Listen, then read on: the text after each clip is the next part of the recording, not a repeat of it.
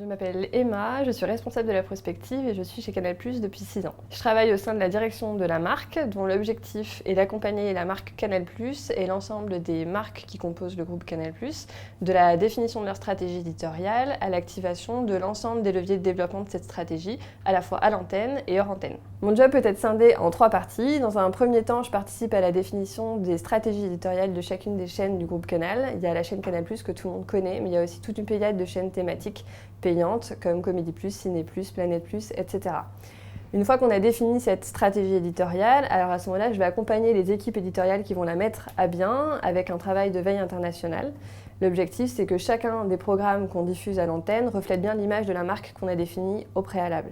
Et enfin, dans un troisième temps, une fois que les contenus sont diffusés à l'antenne, alors je vais les accompagner pour les améliorer et les peaufiner. Mon évolution chez Canal+ s'est faite de manière très cohérente et naturelle grâce à l'accompagnement de l'ensemble de mes managers qui étaient tous très à l'écoute de mes envies professionnelles.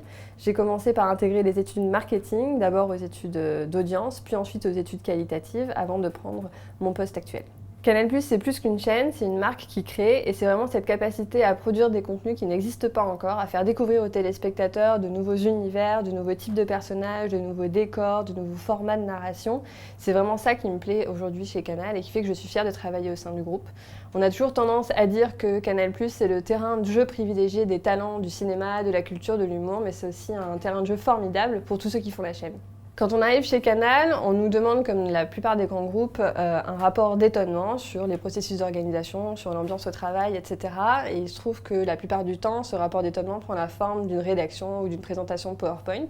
De mon côté, j'avais décidé d'exploiter à fond la chanson Plus rien ne m'étonne d'Orelsan, et donc j'ai slamé mon rapport d'étonnement devant mon manager.